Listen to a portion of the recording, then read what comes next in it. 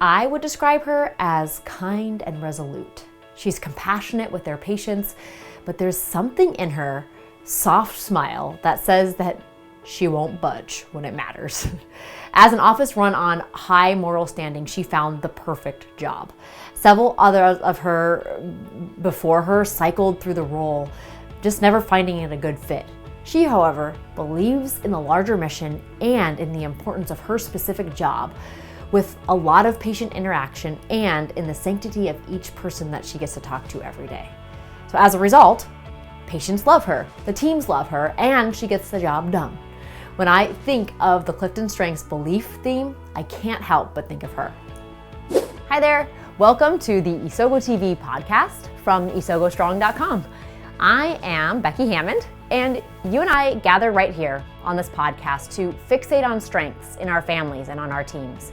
Because when we start from assuming strength, we can make our relationships around us easier. And this is episode 102.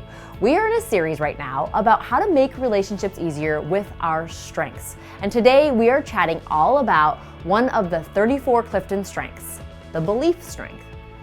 It's so easy to see the negative in general and focus in on that in ourselves and in the others that are around us. But really, you can impact relationships by emphasizing the positive, the strengths you already have.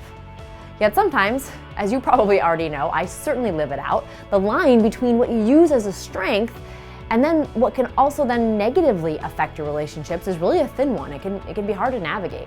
So let's continue to take a look at what making relationships easier looks like through the lens of belief. Your belief strength is an absolute core source of your brilliance. Yet often, leaders and coaches and parents tell me that they have a hard time seeing how it provides them with a powerful asset to offer their work or their life. It's such a delicately woven into part of their fabric that they can barely see it. Your belief strength gives you a compass and a set of values that are really second to none. You strive to live your life by them. And often it's aligned with a spiritual orientation, but not always. And if you dig, I bet you will find that there are some non-negotiables that can really get your blood boiling when violated. Think about the times that you get most passionate or affected, good or bad, and you'll find your core guiding principles. Or maybe you can rattle them off without a second thought. Because of your belief strength, you offer just an incredible passion to an organization and the ability to help align others to a mission that you believe in, because you have to believe in it. At the same time, for this to work, you must find a way to really believe in that mission. If your belief is not aligned in some way, you will find yourself miserable or even counterproductive.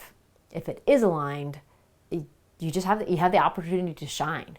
And your partner, your spouse, your kids, your parents likely rely heavily on you as a rock and a compass. You're stable and unwavering with a sense of direction that will be best for your family.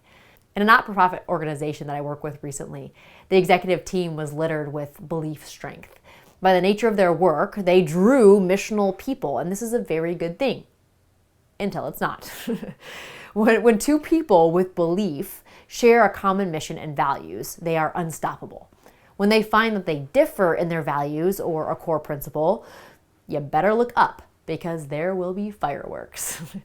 That was true in this executive team, and it's true in my own marriage. David and I both have belief, and usually that unites us. But we've learned to watch out when it doesn't. So it's up to those executives with differing values and up to David and I in our marriage with different perspectives to figure out how to dial in our belief strengths to make those relationships easier instead of harder along the way. So here are a couple ideas of ways to craft your environment to feed your belief talent while building strong, easier relationships. So first, get crystal clear on your guiding values if you haven't already. Understand your values and what is most important to you.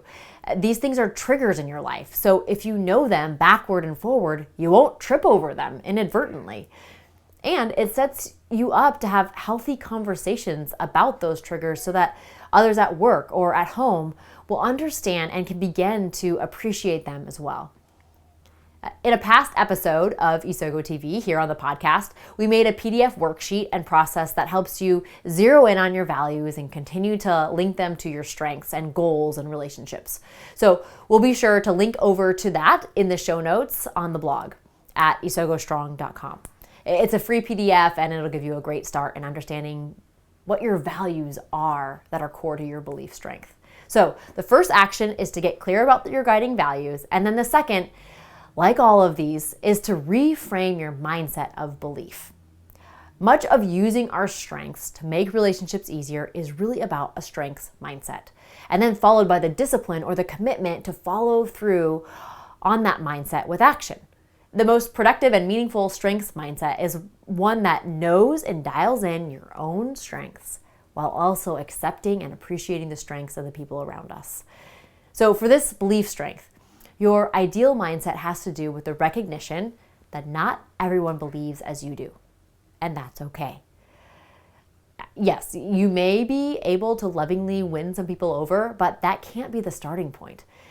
As you get comfortable in your own values and beliefs, as passionate as they may be, you will hold more effective relationships as you let others hold their own as well, and be alert and cautious when they might conflict, knowing that ultimately the person is more important than the idea.